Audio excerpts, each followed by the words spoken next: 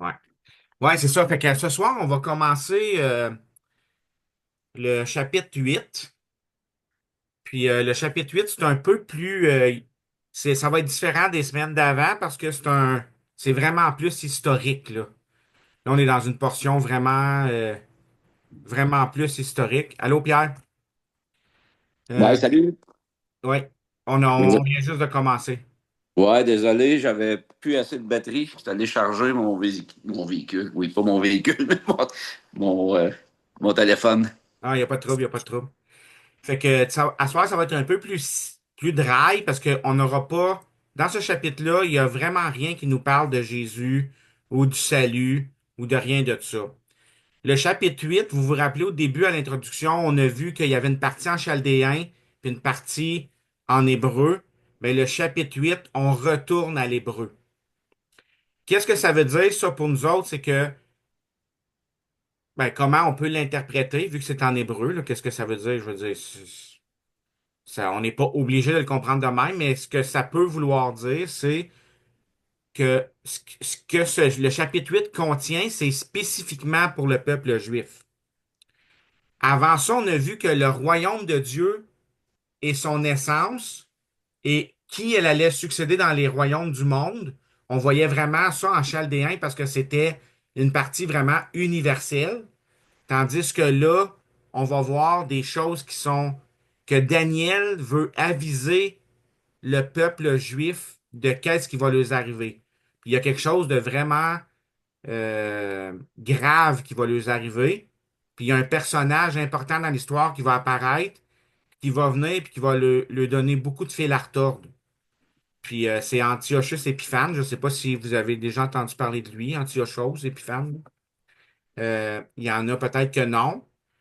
Ben, cette semaine puis la semaine prochaine, on va voir qu'est-ce qu'il a fait au peuple juif. Puis ça va nous aider à démêler les prophéties. Puis ce qu'il a fait au peuple juif, il y a des mots dans tout ce qu'il a fait, dans qu'est-ce que Daniel amène, qu'on va retrouver dans le langage que Jésus va utiliser pour des événements qui vont ressembler à qu'est-ce que Antiochus Épiphanes les a fait vivre. Fait qu'on va retrouver des langages semblables. Vous allez voir encore une petite corne. On va en parler à mesure. Vous vous rappelez, la semaine passée, on a vu, il y avait une petite corne qui a sorti des autres cornes. Et c'est important de comprendre quand on lit, parce que la semaine passée, la petite corne faisait partie du quatrième royaume. Mais ce soir, on va voir les événements qui se déroulent en rapport avec le troisième royaume. Donc, la semaine passée, la petite corne faisait partie des Romains, mais ce soir, on va voir qu'Antiochus Épiphane, ou la petite corne qui va sortir, elle va sortir des Grecs. Puis ça, c'est important, mais on va l'expliquer tantôt. Fait que la partie chaldéenne est terminée, on va retourner à l'hébreu. Les prophéties qui vont suivre concernent une époque qui est postérieure à celle des Babyloniens. En fait, Daniel a cette vision-là à la fin de l'Empire babylonien, sous le règne du dernier roi babylonien qui a régné sur les, qui a magané les Juifs, là, qui a oppressé les Juifs. Ce chapitre-là, c'est intéressant parce que tout ce que je vais vous dire à soir, si vous regardez dans les commentaires bibliques anciens, les pères de l'Église, la plupart des commentateurs, tout le monde est d'accord avec ce qu'on va voir là, avec cette interprétation-là. En fait, cette interprétation-là, elle suit l'histoire d'une façon remarquable. Et ça l'a amené les rétracteurs du livre de Daniel à dire c'est impossible que ce soit une prophétie, ça a été écrit après les événements, parce que qu'est-ce que Daniel va parler dans le chapitre 8, c'est trop précis, puis on est trop capable de dire c'est tel personnage, c'est tel personnage, c'est tel personnage. C'est impossible que Daniel ait prophétisé ça. Fait que ça a fait partie de plusieurs objections sur le livre de Daniel, mais on va pas vraiment couvrir ces objections-là ce soir ou les réfuter, mais je vais les mentionner peut-être un peu, mais on n'ira pas en profondeur là-dedans. Juste pour vous mettre dans le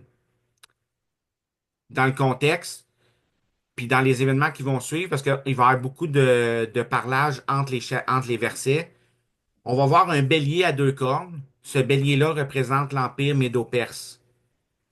Après ça, on va voir un bouc avec une grande corne. Ce bouc-là représente Alexandre le Grand. Puis on va expliquer pourquoi plus tard. Quand ce bouc-là, sa corne a été brisée, il y a quatre cornes qui sont sorties. C'est les quatre successeurs d'Alexandre le Grand qui se sont séparés son royaume en quatre. Et il y a juste deux de ces quatre royaumes-là qui ont eu une influence sur Israël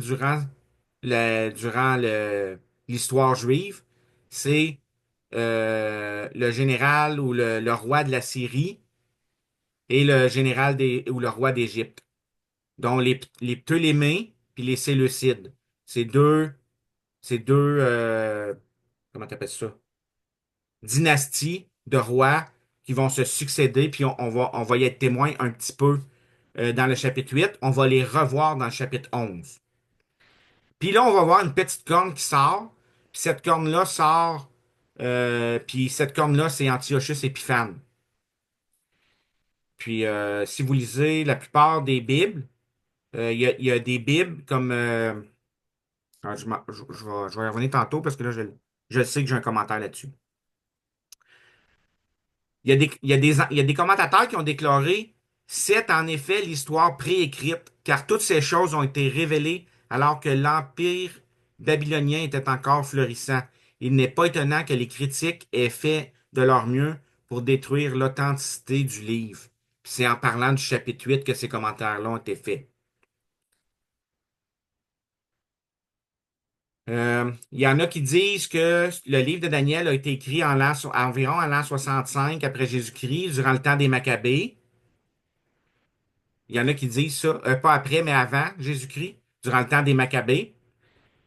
Mais on a une preuve contre ça, c'est que le livre de Daniel est contenu dans la Septante, puis la Septante a été écrite environ en l'an 250 avant Jésus-Christ. Donc, si le livre de Daniel fait partie de la Septante, puis il aurait été écrit 100 ans avant la date qu'on essaye de lui donner.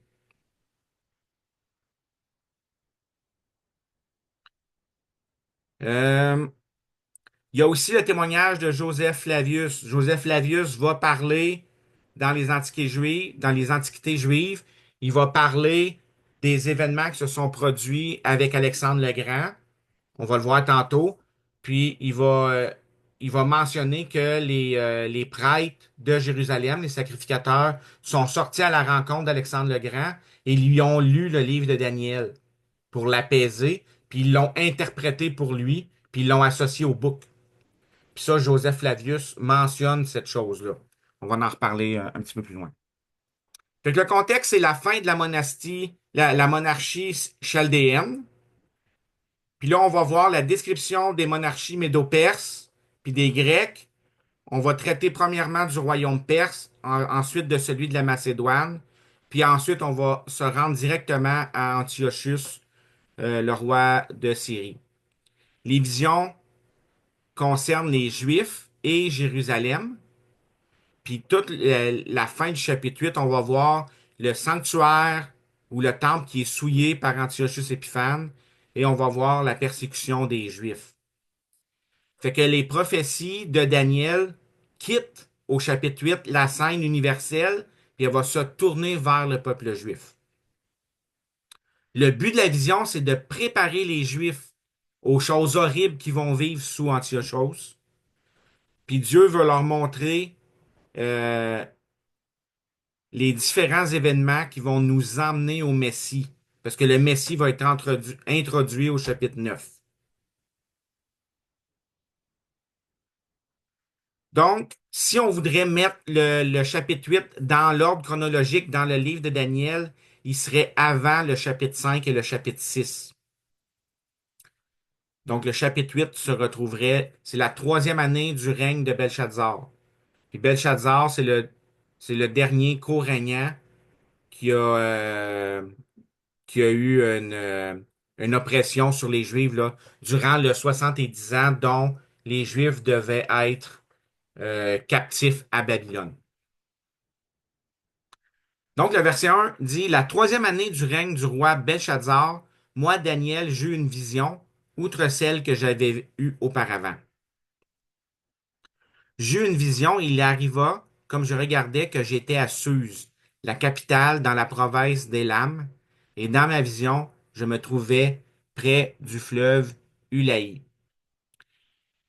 Et je vais juste revenir avec la critique qui s'oppose, là. Il y en a qui disent Daniel ne pouvait pas être à Suse, parce que Suse, c'était pas la capitale de Babylone à cette époque-là.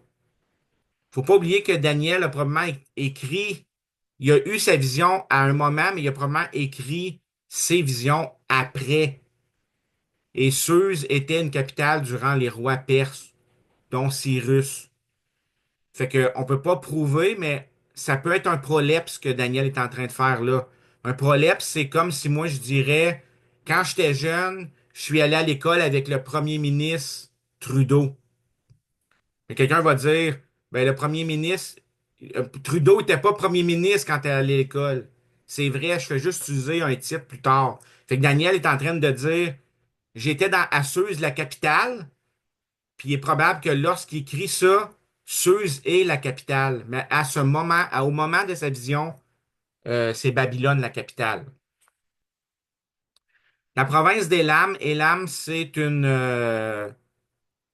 référence aux Perses et aux Mèdes dans les prophéties bibliques, dont Jérémie, etc. On va voir Élam, prophétie contre Élam, ben, c'est contre les Perses et les Mèdes souvent. Ces prophéties-là, c'est la région, une province de la Babylonie donc qui contient la Médie. Euh,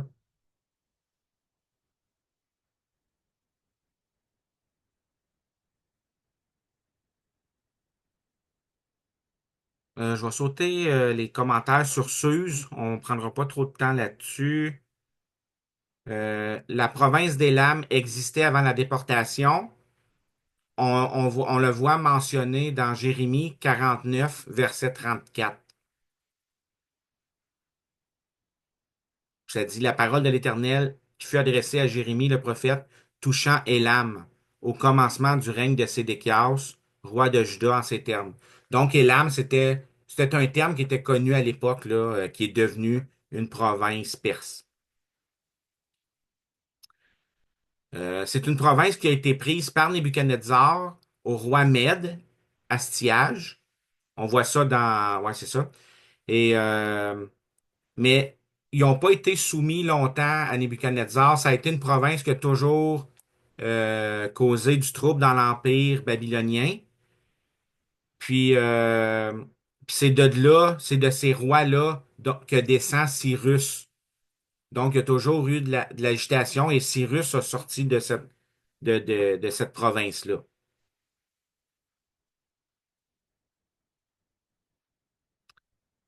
Euh, c- ouais.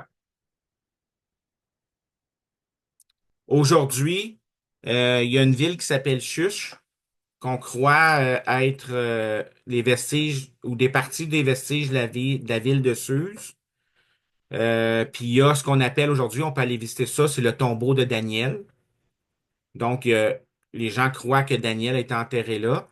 Puis c'est un lieu archéologique célèbre. C'est là qu'on a découvert les tablettes du code d'Hammurabi en 1901. OK? Fait que c'est un lieu vraiment perse. Pourquoi c'est devenu une province? À l'époque où voit la vision, euh, Suse, c'est probablement juste une, euh, une forteresse ou une citadelle, mais c'est là qu'ils ont amené toute leur richesse plus tard, puis ils ont créé ça comme étant leur capitale, parce que lorsqu'ils ont conquéri Babylone, elle se trouvait à être à mi-chemin entre Babylone et la Médie et la Perse. Donc, c'était une place où ils pouvaient mieux contrôler le nouvel empire qu'ils avaient conquéri. La conversion de cette forteresse-là en palais, elle a été accomplie sous Darius. C'est le palais qu'on retrouve mentionné dans le livre d'Esther. Esther est venue qu'à peu près 80 ans après Daniel,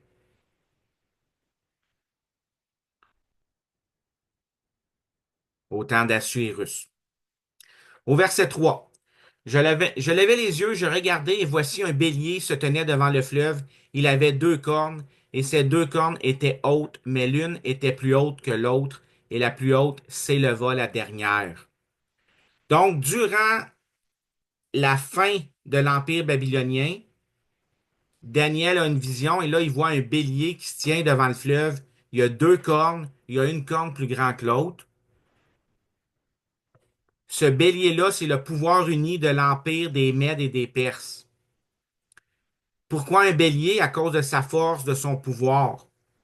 Euh, à cause de ses richesses aussi. Le bélier représentait une certaine richesse à cause de la toison puis de la laine qu'il fournissait.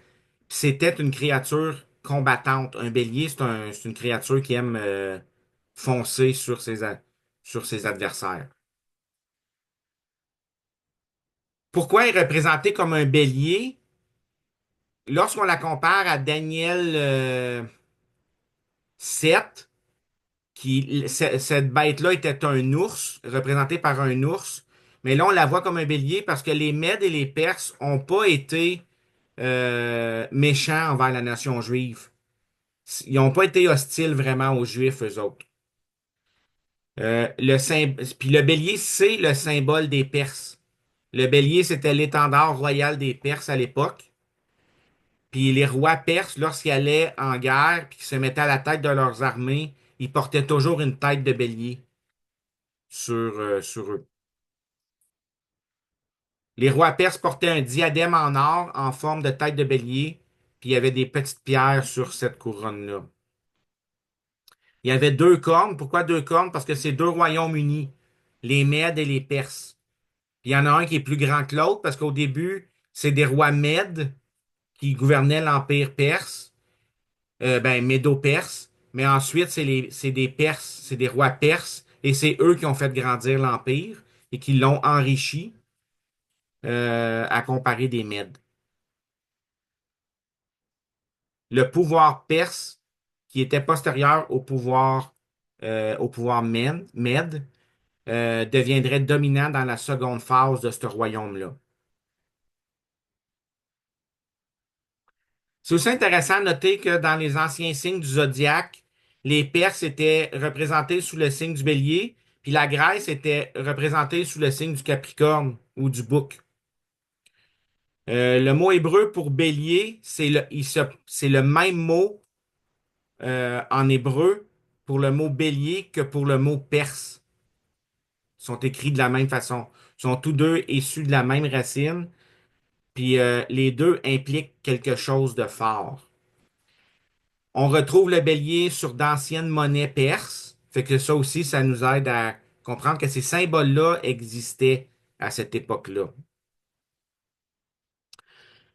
Moi, depuis tantôt, je vous dis, le bélier, c'est les Mèdes et les Perses. Quelle autorité que j'ai de vous dire ça? Allez voir Daniel 8, verset 20. Puis Daniel 8, 20, ça dit exactement ça. Ça dit, le bélier que tu as vu et qui avait deux cornes, ce sont les rois des Mèdes et des Perses. Donc, la Bible elle-même nous donne l'explication de qui est ce bélier-là. Et là, ça dit au verset 4, je vis le bélier qui frappait de ses cornes vers l'Occident, vers le nord et vers le midi, et aucune bête ne pouvait subsister devant lui. Il n'y avait personne qui délivra de sa puissance, mais il faisait tout ce qu'il voulait, et il devint grand. Si vous vous rappelez, lorsque la Mède et la Perse ont été représentées par l'ours dans les bêtes, ça disait que l'ours avait trois côtes de prix entre les dents.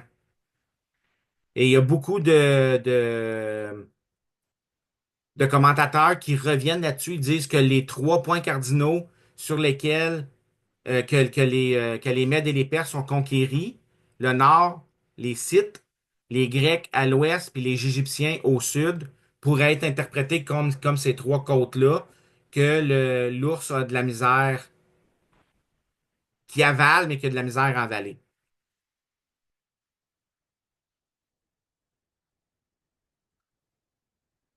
Euh,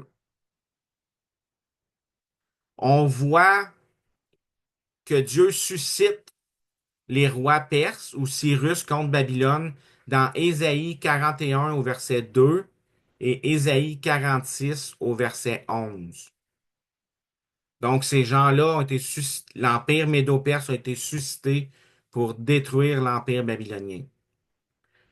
Donc, l'ours qui a trois côtes dans sa gueule est identique à celui du bélier qui pousse dans trois directions différentes. De la même manière que l'ours était appuyé d'un côté, de la même manière, il y a une corne qui se lève plus haut que l'autre. Il y a un débalancement dans les symboles ici. Donc, il y a une corne plus forte que l'autre. Donc, les Perses sont plus forts que étaient plus puissants que les Mèdes, ou ont eu plus de renommée que les Mèdes. Ça dit qu'aucune bête ne pouvait subsister devant lui. Euh, les Mèdes et les Perses ont conquéri l'empire babylonien et ils ont conquéri, donc ils ont englouti cet empire-là. Et là, ça, c'est la définition. Ce bélier-là et ces cornes-là représentent, au verset 20, les rois des Mèdes et des Perses. Donc, ce bélier-là va pas représenter deux rois en particulier, mais c'est une représentation de l'Empire perse. Et là, Daniel va switcher au début de l'Empire grec, au verset 5. Donc, il a vu le bélier avec les cornes qui représentent les Mèdes et les Perses. Et là, il dit, comme je regardais au verset 5 attentivement, voici un bouc venait de l'Occident, parcourant toute la terre sans toucher le sol. Ce bouc avait une corne considérable entre les yeux. Donc, le bouc qui vient de l'Occident, c'est la Macédoine, mais qui va devenir l'Empire grec. Et les Grecs ont été reconnus pour être le peuple des Chèvres. Dans l'histoire, on peut voir ça. La Macédoine a été fondée comme ça par, si on lit les légendes concernant comment la Macédoine a été fondée, il y a quelqu'un, un roi, là, Caranos, il était pris dans une tempête, puis il a entendu une voix qui lui a dit, suis les chèvres, suis le troupeau de chèvres. Puis il a suivi le troupeau de chèvres, puis il s'est rendu à Édesse. Puis là, il a décidé, rendu là, de fonder son empire. Puis il a fait de la chèvre son étendard. Puis c'est devenu Égée, ce qu'on connaît plus tard par Égée. Égée, c'est le lieu de sépulture de la plupart des rois macédoniens.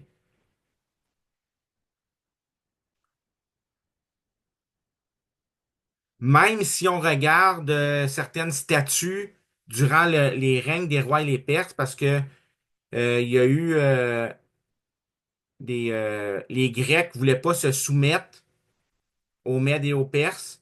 On retrouve dans l'architecture de l'époque un soldat ou une personne, là, un humain sur des murailles de gravés, un humain qui se bat avec une chèvre qui a juste une corne, puis il le tient par la main gauche. Puis ça signifiait, dans ce temps-là, sur les murs de cette ville-là, ça signifiait la soumission de la Macédoine par les Mèdes et les Perses. Mais ça a été inversé plus tard. Mais on voit vraiment que même à l'époque des Mèdes et des Perses, ces symboles-là étaient déjà établis. Le bélier, les Perses et les Mèdes avaient le bélier comme étendard, et les Grecs avaient, ou la Macédoine avait la chèvre comme étendard. Et on retrouve ça sur les murailles là, qui représentent les batailles antiques. On retrouve ça aussi sur les pièces de monnaie en Macédoine sous le règne d'Archélaos de Macédoine en 413 avant Jésus-Christ. On a retrouvé des pièces de monnaie qui, sur un bord, c'est la tête du roi, puis l'autre côté, c'est un bouc qui a juste une corne. Donc, on peut retrouver ça, là. Là, je sais que c'est un peu plus dry à soir, mais c'est juste, pour nous, on lit ça, mais il y a une culture, il y a un patrimoine à ces signes-là qui existait à cette époque-là. Il y a aussi eu beaucoup de figures de bronze qui représentaient des chèvres qui ont été retrouvées dans des sites archéologiques en Macédoine, qui représentaient des têtes de chèvres, etc. Alors là, le verset dit, je regardais et voici un bouc venait de l'Occident. Il a parcouru toute la terre sans toucher le sol, comme s'il bougeait très rapidement. Puis ça dit que ce bouc-là, ou cet empire-là qui va naître, avait une corne, un roi considérable entre les yeux. Et c'est vraiment Alexandre le Grand et la vitesse à laquelle il a conquéri le monde qui a frappé. En 4 ans, Alexandre le Grand avait détruit l'empire des Mèdes et des Perses. En 4 ans, puis il est parti de rien, là. En 334 avant Jésus-Christ, il a commencé à se battre contre les Perses à la bataille du Granique. En 333, il a fait une entrée en Asie mineure. En 332, il a conquéri Tyr et l'Égypte, puis il a construit à Alexandrie. Donc, en 2 ans, il est parti de rien. Puis Alexandre le Grand avait 20 ans là, quand il a commencé, quand il est devenu roi. Il avait été mandaté par les Grecs à battre, à les libérer des Perses. Et il est parti avec 30 000 soldats, 4 000 cavaliers. Et il s'est battu contre des centaines de mille de soldats des Perses et des Mèdes. Ces batailles-là là, sont iconiques dans l'histoire. En 330 avant Jésus-Christ, donc 4 ans après qu'il avait quitté la Macédoine, il avait conquéri l'armée, il a achevé la conquête de l'Empire perse. Et 2 ans plus tard, il avait déjà fait son entrée dans les Indes et il avait entamé sa marche dans le Gange. Donc, il avait repoussé les limites du monde connu et il avait envahi le monde connu de l'époque. C'est, c'est extrêmement rapide comme, comme conquête. Et c'est ça que le bout de phrase qui dit parcourant toute la terre sans toucher le sol, c'est ça que ça exprime. C'est encore plus vite. Vous vous rappelez quand on a vu les bêtes, cette bête-là, qui était le léopard, elle avait 4 paires d'ailes parce qu'elle volait très rapidement. Et là, on le revoit ici. Ça dit pas qu'il y a des ailes, ça dit juste le bouc a parti avec une corne, une corne magnifique et il a parcouru la terre sans toucher le sol. Une corne considérable entre les yeux, c'est Alexandre le Grand. Dans 1 Maccabée 1:1, ça vous prend une Bible avec les livres apocryphes, là. Mais dans 1 Maccabée 1:1, ça va nous parler d'Alexandre le Grand. Je vais vous lire. Ça dit, lorsqu'Alexandre, fils de Philippe, Macédonien, sortit du pays de Sétim et eut battu Darius, roi des Perses et des Mèdes, et fut devenu lui à sa place. Après avoir régné d'abord sur la Grèce, il fit de nombreuses de guerres, prit beaucoup de forteresses et mit à mort des rois de la terre. Il poussa jusqu'aux extrémités de la terre et s'empara des dépouilles d'une multitude de nations, et la terre se tut devant lui. Fait que l'auteur des Maccabées euh, explique vraiment ce qu'on voit là, qu'Alexandre le Grand conquérit la terre entière. Mais on le voit dans les livres d'histoire, mais on le voit aussi dans la Bible. Dans 1 Maccabée 1:1, on peut le voir là. Dans Daniel 8, verset 21, ça dit, le bouc velu, c'est le roi de Javan, et la grande corne entre ses yeux, c'est le premier roi. Et Alexandre le Grand, on peut argumenter que c'était pas le premier roi, mais vous allez voir pourquoi on dit ça. C'est que au début, Philippe, le père d'Alexandre le Grand, était roi de Macédoine. Lui, il a tenté de conquérir la Grèce, il n'a pas réussi.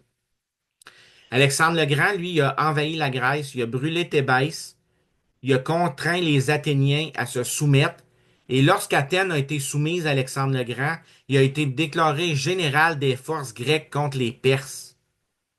Donc, c'est le premier roi des Grecs, de l'Empire grec. Alexandre ne fut pas le premier roi de Macédoine, mais il fut le premier roi de la coalition grecque.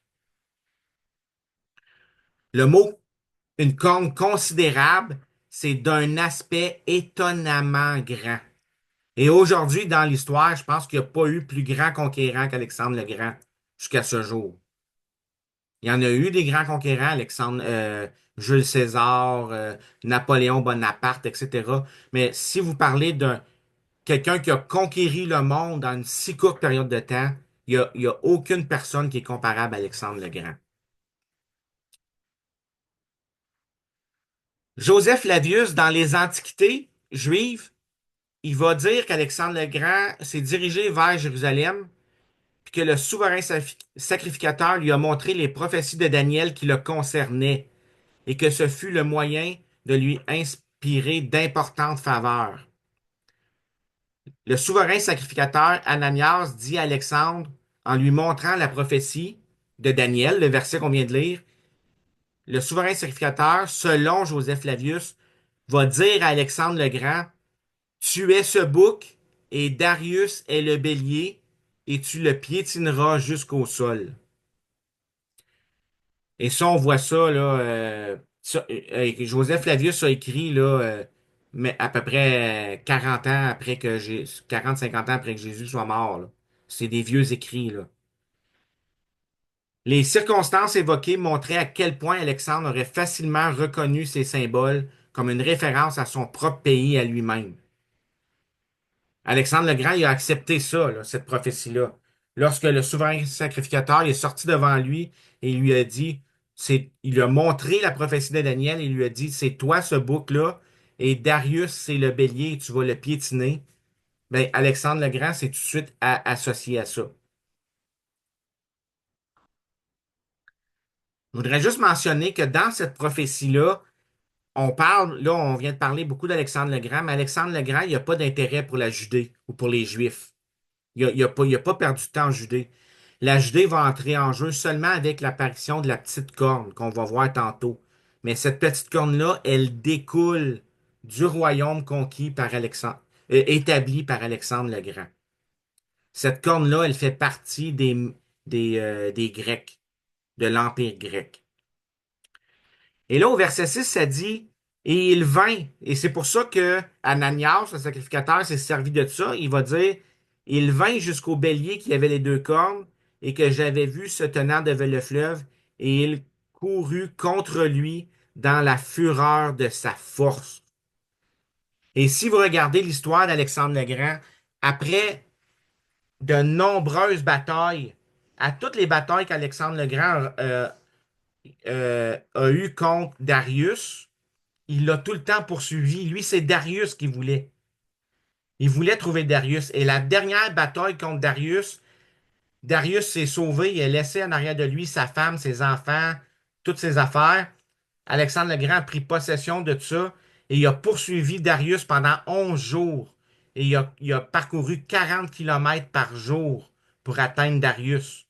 Et quand il est arrivé à Darius, un des généraux de Darius qui était avec lui a tué Darius et Alexandre le Grand est arrivé. Darius était en train de donner ses derniers souffles et ça l'a provoqué la fureur d'Alexandre le Grand parce que euh, il a couru après ce bélier-là durant toute sa campagne. C'est Darius qui voulait. Et ce verset-là reflète ça. Il courut contre lui dans la fureur de sa force. Et je le vis atteindre le bélier, et s'irritant contre lui, il le heurta et brisa ses deux cornes, et le bélier n'avait pas la force de lui résister. Ça, c'est les batailles qu'il y a eu contre Darius. Il le jeta par terre, le foula aux pieds, et il n'y eut personne qui délivra le bélier de sa puissance.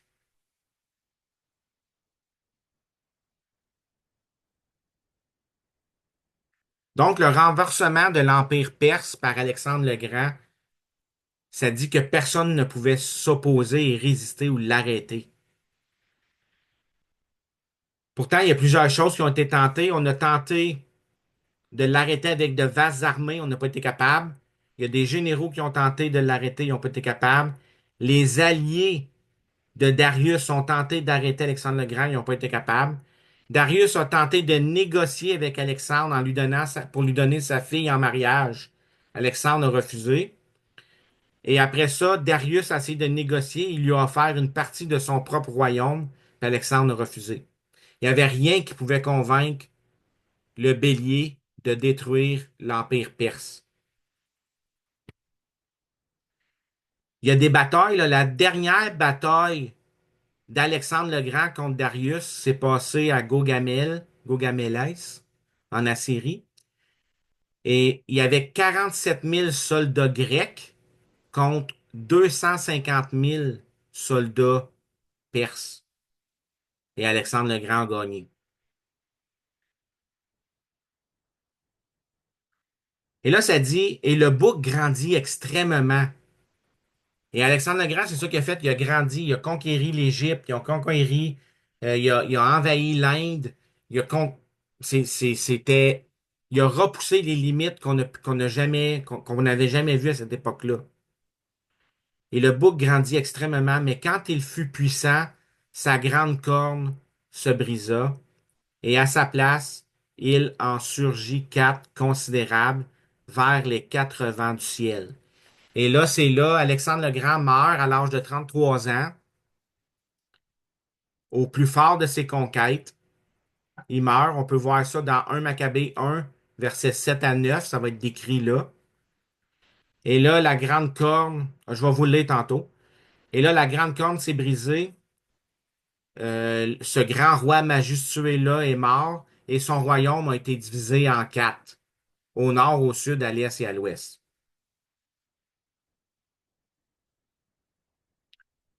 1 Maccabée 1, 7 à 9, ça dit, après cela, il tomba sur son lit et connut qu'il allait mourir. Il appela auprès de lui ses officiers d'un rang supérieur, les compagnons de sa jeunesse, et il partagea entre eux son empire pendant qu'il vivait encore.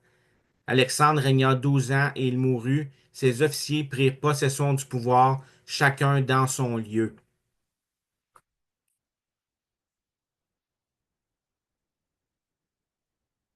Il y a quatre royaumes qui se sont, il y a quatre rois qui se sont élevés pour former l'empire, pour continuer l'empire grec. Et là, on a vu des dynasties se lever.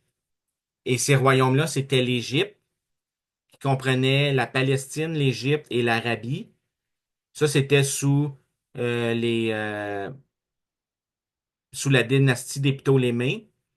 Ensuite de ça, il y a eu les Séleucus, la Syrie, Babylone. Et il y a eu la Thrace et la Macédoine, mais eux, ils n'ont pas rapport avec le peuple juif, fait que le passage ici va pas donner suite à ça. Tout le reste du livre de Daniel va toujours tout ce qu'on va voir, les rois qu'on va voir émerger, ça va tout le temps être les rois d'Égypte contre les rois de Syrie. C'est ces rois-là qui vont se faire la guerre et Israël est entre les deux. C'est quel prophète qui avait prophétisé les sauterelles? C'est-tu Joël? Bon. Joël va mentionner quatre types de sauterelles qui vont ravager Israël. Et, euh, et il y a plusieurs commentateurs qui vont dire que ces sauterelles-là, c'est les quatre empires qu'on voit dans Daniel. Parce que ces sauterelles-là, ces empires-là, à toutes les fois qu'ils se font la guerre, curieusement, la guerre se produit quasiment tout le temps en Palestine. Ils sont pris dans le milieu de ça. Et les Juifs se font piller, voler. C'est eux qui payent pour l'effort de guerre. Le troupeau sont pris pour nourrir les armées. Leur argent est pris pour lever des nouvelles troupes, etc., etc. Alors, c'est ça, les, ces quatre empires-là vont décimer le royaume d'Israël. Mais là, spécifiquement, durant le troisième empire, l'empire des Grecs, nous, on va voir dans la Bible Ptolémée et Séleucus tout le temps en train de se combattre.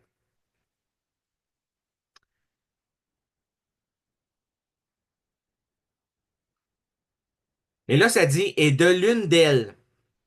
Donc, on voit que l'armée, le royaume a été séparé en quatre cornes.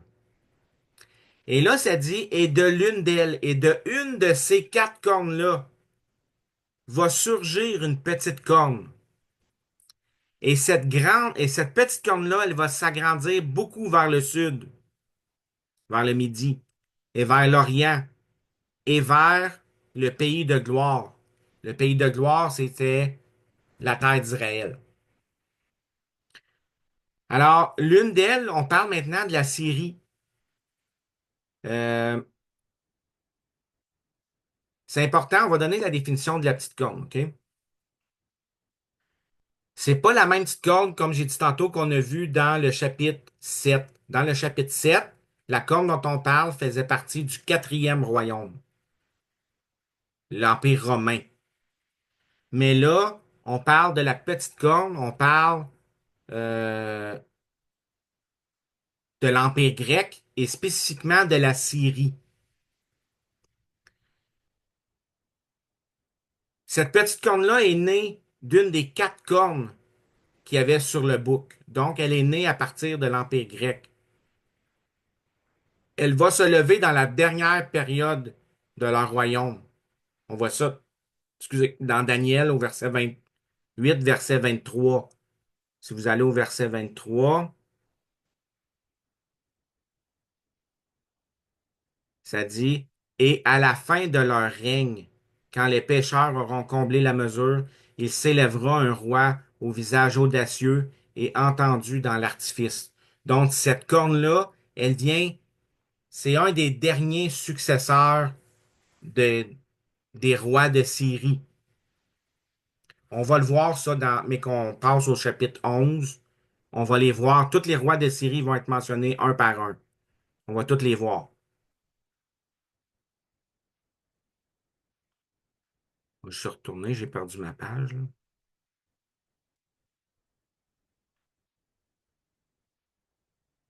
Donc, cette corne-là est née de l'une des quatre cornes du bouc. Elle s'est levée dans la dernière période de leur royaume, à cause de Daniel 8, 23. Il était petit au début, il est devenu extrêmement grand. Il a agrandi son royaume vers le sud, vers l'est et vers le pays d'Israël. Il va combattre contre Dieu, il va combattre contre les armées, contre l'armée des saints. On va voir ça au verset 11. Il va apparaître lorsque le sacrifice quotidien est en opération, lorsque le temple va être reconstruit et que les services vont être faits. Parce que, n'oubliez pas, quand Daniel prophétise ça, il n'y a pas de temple. Donc, ce roi-là va apparaître lorsque le sacrifice quotidien va être en opération à Jérusalem. Et ce roi-là va arrêter le sacrifice et profaner le sanctuaire. Dans Daniel 8, verset 10. Il va prospérer dans ses entreprises contre Dieu et contre les saints. Au verset 12, on va voir ça. Il est impudent et cruel. Il est rusé et trompeur. On voit ça au verset 23. Son pouvoir va être grand, mais il y a aussi un autre pouvoir qui va être caché sous lui. On voit ça dans Daniel 8, 24. Puis il va être brisé sans le secours d'aucune main, c'est-à-dire sans l'intervention de l'homme, dans Daniel 8, 25. Ça, on va tout voir ça. C'est important. Je l'ai déjà dit, mais je veux le répéter parce que nous, quand on interprète les prophéties bibliques, souvent, on y va par mots. Puis là, on dit, un exemple, là. Lorsque ça parle de la petite corne, c'est l'antéchrist. L'antéchrist, c'est la petite corne. Puis là, quand on voit le mot petite corne ou des cornes, ben là, on associe ça tout le temps à la même affaire. Mais la prophétie ici n'est pas faite comme ça. La prophétie ici, il n'y a aucun lien entre les deux petites cornes du livre de Daniel dans les deux chapitres différents. Je l'ai déjà dit, mais je veux juste le clarifier.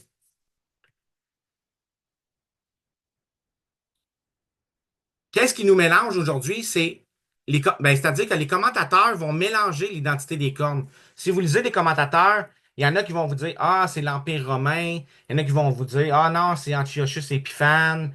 Il y en a. Les gens vont mélanger ça parce qu'ils ne s'arrêtent pas pour lire à quel groupe ou à quelle bête la corne fait partie. Vous l'avez vu la semaine passée, cette corne-là, c'était clair qu'elle faisait la guerre aux Juifs et aux chrétiens et qu'elle venait de la quatrième bête.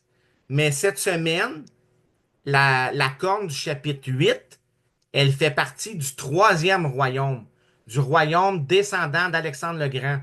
Alors, c'est pour ça que souvent les commentateurs viennent mélanger parce que il se fie juste le mot corne pour définir qui elle est, au lieu de regarder en quel temps elle se situe.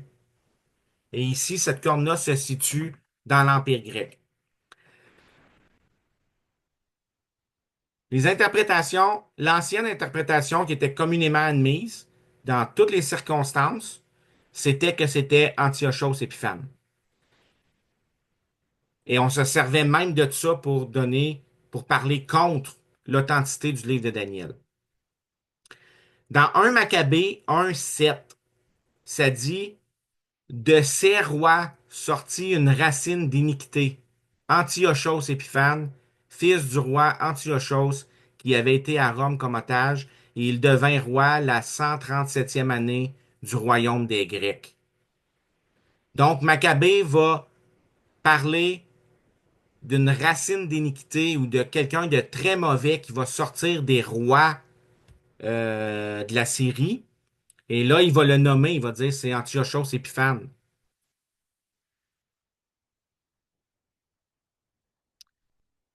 C'est un roi au visage audacieux et entendu dans l'artifice. Il n'y avait rien de royal ni d'héroïque lorsqu'on parle d'Antiochos Épiphane. Il a été simplement remarquable à cause de sa ruse. On va en parler de son histoire tantôt. Ben, peut-être pas là, on a presque fini, là, mais. Antiochos Épiphane était beaucoup moins considérable qu'Alexandre le Grand, c'est clair, pour ça qu'ils disent la petite corne. Il est en opposition avec la grande et majestueuse corne. Là, il y a une petite corne qui sort, une corne méprisable. Antiochos Épiphane est considéré petit. Premièrement, c'était le plus jeune de ses frères. Personne n'avait supposé qu'il serait jamais roi. Et personne n'avait supposé qu'il succéderait à son père. En fait, son père l'avait donné comme prisonnier à l'Empire émergent romain. Lorsqu'il y avait eu une bataille avec les Romains, la Syrie le roi, le père d'Antiochos Épiphanes, l'avait donné comme prisonnier et comme otage aux Romains. Il a réussi à s'échapper et c'est par traîtrise qu'il est devenu roi. Il y a beaucoup, beaucoup de détails qu'on va revenir au cours sur Antiochos Épiphanes lorsqu'on va voir Daniel 11. Mais aujourd'hui, je vais vous donner les grandes lignes. Puis on va arrêter avec lui aujourd'hui. Puis on va voir qu'est-ce qu'il a fait plus tard, la semaine prochaine. Mais euh, Antiochos Épiphane, il est reconnu pour être le persécuteur des Juifs et le profanateur du temple. Après la défaite de son père, Antiochos III, dans la guerre antiochique contre Rome, Antiochos Épiphane a été envoyé comme otage à Rome. Ensuite de ça, son frère aîné, euh, Séleucos IV, Philopator, il est monté sur le trône. Et là, le fils du frère d'Antiochus Épiphane a été envoyé lui aussi comme otage à Rome en échange d'Antiochos. Les Romains l'ont relâché pour prendre le fils du nouveau roi. Donc, il n'y avait aucune valeur pour les Romains. Lui a été relâché, puis c'est le fils de son frère qui a été envoyé à Rome comme otage. Euh, le propre ministre du frère d'Antiochos Épiphane l'a assassiné. Et c'est là qu'Antiochos a pris le nom d'Épiphane, qui voulait dire illustre. Les Juifs qui font toujours des jeux de mots avec les noms, au lieu de l'appeler Épiphane, l'appelaient Épimane. Ça voulait dire le fou ou le maniaque. Et c'est vrai qu'il était fou et qu'il était maniaque. Donc, Antiochos Épiphane a gagné le royaume par flatterie. Il ne fait aucun doute que la corruption et la promesse de récompense aux autres a été utilisé pour protéger son pouvoir. Et dans Daniel 11, lorsqu'il va parler d'Antiochos Épiphane, au verset 21, ça va dire, à sa place, il s'élèvera un homme méprisé auquel on ne donnera pas l'honneur de la royauté, mais il viendra inopinément et il s'emparera de la royauté par flatterie. Donc, Antiochus Épiphane était un impudent, cruel, un rusé et un trompeur. Antiochos, à son retour d'Égypte, s'est détourné et a envahi la Judée. Il a pillé le temple et il a enlevé tous les ornements d'or qu'il y avait après le temple. 2 ans plus tard, il a envoyé son général, Apollonius, avec 20 000 hommes sous ses ordres pour s'emparer de Jérusalem. Et la ville lui a ouvert ses portes. C'était un jour de sabbat. Et là, d'Antiochus Épiphanes a rentré dans Jérusalem et a commencé à tuer tout le monde le jour du sabbat. Et ils ont mis à sac la ville de Jérusalem. Et là, Antiochos Épiphanes est rentré dans le temple de Dieu. Il a érigé une idole à Zeus. Et il a, sur l'autel des sacrifices du temple de Dieu, il a commencé à offrir des porcs sur l'autel. Et pour ceux qui sont un peu plus dans le complot là, avec les fêtes, là, ça, c'est arrivé un 25 décembre. Le 25 décembre 164 avant Jésus-Christ. Le temple de Jérusalem a été investi par les armées païennes. Et c'est là que la phrase juive connue que Jésus cite dans Matthieu 24, 15, l'abomination de la désolation, on la voit dans Luc, c'est lorsque des armées ennemies marchent et entrent dans le temple. Et c'est ça l'abomination de la désolation. Et Jésus va citer ça en parlant de la destruction de Jérusalem. Il va dire, quand vous verrez l'abomination de la désolation dont a parlé le prophète Daniel, il fait référence à ces événements-là qui sont encore une cicatrice chez les Juifs. Les Juifs savent de quoi c'est. Dans le fond, Jésus est en train de dire, qu'est-ce que vous avez vécu sous Antiochus Épiphane?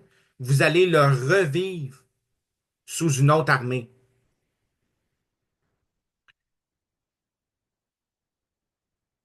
Il a aboli la circoncision.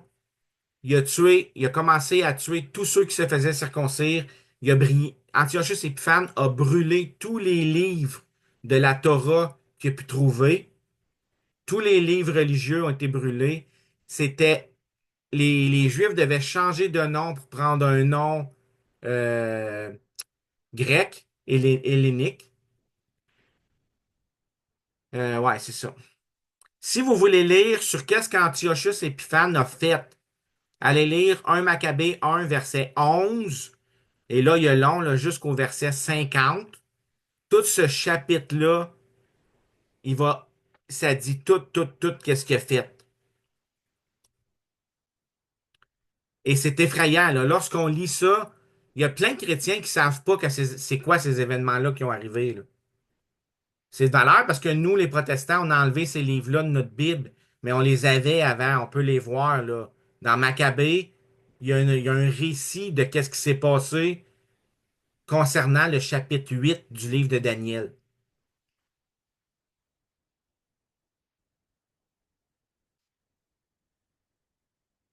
Jusqu'à sa mort en 163, il a fait des agressions contre le judaïsme et il a essayé d'helléniser la Palestine. Antiochos Épiphanes a, euh, a vendu, il a vendu à, comment t'appelles ça? On bêtait, là, aux enchères, le poste de sacrificateur, de souverain sacrificateur. C'est Jason, un juif hellénisé, le frère d'Onias III, un des plus grands et des plus pieux grands prêtres que l'histoire juive ait jamais connu. Et il a été tué. Jason a tué son frère et lui, il a pris possession. Il s'est acheté le titre de grand prêtre à Antiochus Épiphanes. Euh, et tout ce mouvement-là a amené ce qu'on appelle la guerre ou la rébellion des Maccabées. Donc, ceux qui connaissent l'histoire d'Israël, à cause des sacrilèges d'Antiochus Épiphanes, ça a créé un mouvement de rébellion chez certains Juifs et la famille Maccabée, une famille de prêtres, a commencé à faire la guerre Antiochos Épiphanes et ils vont le vaincre en fait de compte. Et eux, les Maccabées, ont régné ou ont gouverné Israël jusqu'à temps, ça c'est juste, je fais juste une parenthèse, là. Ils ont régné sur Israël jusqu'à temps qu'Hérode le Grand se proclame lui-même roi. Et c'est sous ce roi usurpateur-là que Jésus est né. Alors, tu sais, il y a des grands liens à faire, là. Antiochos Épiphanes a emmené un mouvement de protecteurs de la nation juive, de libérateurs, qui étaient les Maccabées, et eux, ils ont régné jusqu'à temps que Rome conquiert le monde. Et là, Rome ont supporté Hérode le Grand, qui lui est devenu le premier roi des Juifs après la destruction de Jérusalem. Mais c'était un faux roi, il n'était pas de la descendance de David. Et sous ce premier roi-là, usurpateur, est né Jésus.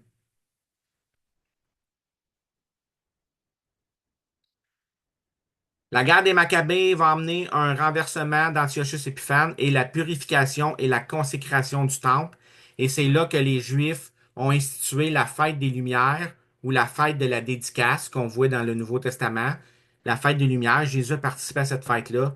C'est une fête qui célébrait euh, la victoire ou le- le- l'enlèvement des désécrations du temple par Antiochus Épiphanes qui avait été rétabli par les Maccabées. Antiochos Épiphanes est considéré comme le dernier grand roi séleucide. Il y a eu d'autres petits rois après lui, mais c'est Rome qui. C'était des légats de Rome. Ses successeurs, Antiochos Épiphanes, ont été des légats de Rome. On va arrêter là aujourd'hui.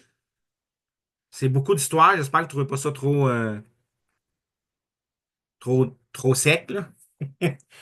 Mais on va continuer la semaine prochaine à voir les bouts de phrases qui nous réfèrent à Antiochus Épiphanes et on va voir qu'est-ce qu'il a fait et comment les Maccabées sont nés. C'est ça que ce chapitre-là nous amène à lire ou à comprendre. Est-ce qu'il y en a qui ont des questions?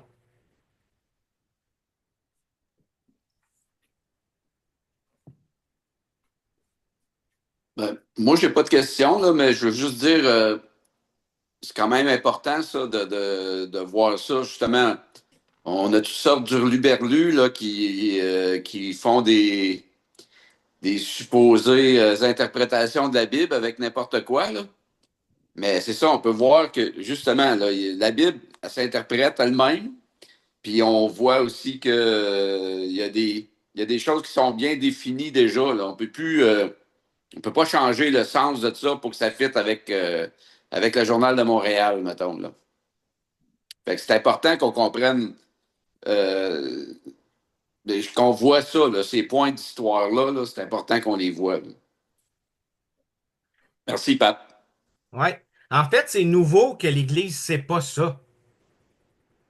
Je veux dire, si on recule de 200, 300, 1500, tu sais, à partir des pères de l'Église, là, à partir de la mort des apôtres, puis des pères de l'Église, jusqu'à à peu près les années 1700, là, ce que j'enseigne là, qu'il y a de l'air nouveau, c'était ça que les gens voyaient.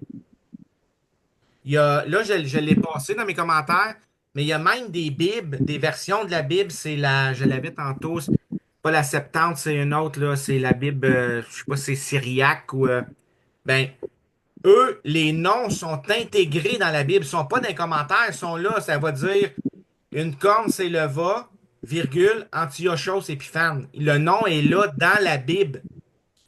Mais nous, aujourd'hui, c'est nouveau qu'on connaît pas cette histoire-là.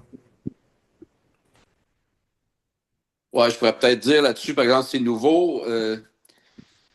dans notre monde évangélique, là. C'est des choses qui sont connues. Si on prend les vieilles églises, si on pense aux églises orthodoxes, les églises catholiques, les églises... c'est surtout dans le mouvement, le mouvement, en tout cas, dans les églises évangéliques, là, que Mhm. c'est très, très peu connu, là, parce qu'on a justement, là, on a une tendance à croire que le christianisme est né en même temps que nous autres, on a connu Jésus, là. Mhm.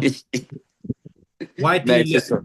puis le fait qu'on ait, tu sais, ces églises-là que tu mentionnes, c'est quand même intéressant de voir que eux, ils le voient, mais c'est parce qu'ils lisent les Maccabées. Tu sais, l'Église orthodoxe, l'Église catholique, ils lisent les Maccabées. Puis les Maccabées, on le voit partout, Antiochos Épiphanes. C'est ça que ça raconte.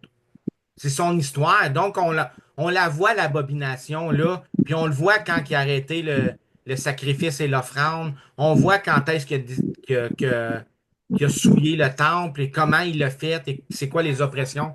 Mais nous, les chrétiens, qu'on lit pas, un exemple, les Maccabées, ben, on manque cette partie d'histoire-là, là. Ouais.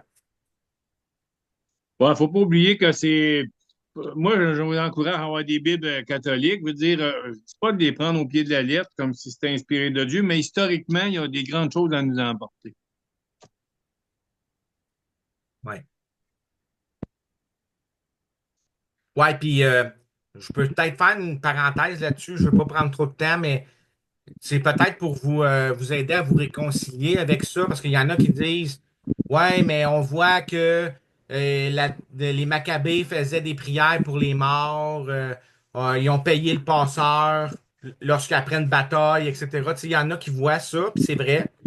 C'est vrai que Judas Maccabée a fait ça, mais il faut se rappeler que même dans les portions de la Bible qu'on lit, nous autres aussi, il y a des pratiques qui sont là puis qu'on n'a pas nécessairement adoptées. Tu sais, Saül est allé voir une, euh, une sorcière ou une médium pour faire remonter l'esprit de Samuel.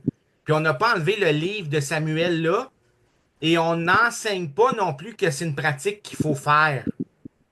Alors lui, l'auteur des Maccabées va mentionner ça, mais il n'est pas en train de dire qu'il faut qu'on fasse ça. Alors, tu sais, il faut faire la distinction des fois avec ces choses-là, là. Ben, aussi de penser que c'était le sacrifice pour les morts, c'était comme pour les cultures païennes, c'était payé au passeur un peu, là. Mhm. Pas si C'est ça vous ça. dit de quoi, le passeur, tu mettais des pièces d'argent, là. Pour la référence, c'est 2 Maccabées 12-38, vous allez voir ça. Bon, ben c'est ça. Mais tu sais, c'est pas parce que l'auteur de Maccabée mentionne que Judas Maccabée a fait ça que c'est une pratique qu'ils sont en train de nous enseigner. C'est pas parce que l'auteur de Samuel nous dit que Saül a invoqué l'esprit de Samuel que la Bible est en train de nous enseigner qu'il faut invoquer les esprits. Tu sais, vous voyez, c'est la même chose. C'est le même scénario. Mais des fois, Anyway. c'était une pratique qui se faisait, qu'on voit ça dans Ézéchiel 8, on voit tout ce que les Juifs de cette époque-là faisaient comme abomination devant le Seigneur. C'est tout décrit. Ça ne veut pas dire de pratiquer ça, ça déplaisait au Seigneur. Exactement, exactement. Ouais, c'est ça. Fait que, ben, merci pour ce soir. Comme je vous dis, aujourd'hui, il n'y avait pas rien de Jésus ou rien de ça, là. On est vraiment dans la pure histoire. Il y a beaucoup, beaucoup de détails. Vous n'avez pas besoin de tout vous rappeler de ça. C'est juste, on est en train de marteler une autre étape parce que on va le revoir dans le chapitre 11 toute cette histoire-là. Mais on va voir là, tous les rois un à un. On va tous les voir jusqu'à temps que Jésus naisse. Euh, ouais, c'est ça. Fait que s'il n'y a pas rien, je vais éteindre la vidéo. Thank you, Pat, puis bonjour tout le monde. Bonjour. Bye! Euh, Salut, Paul. Salut, Pierre.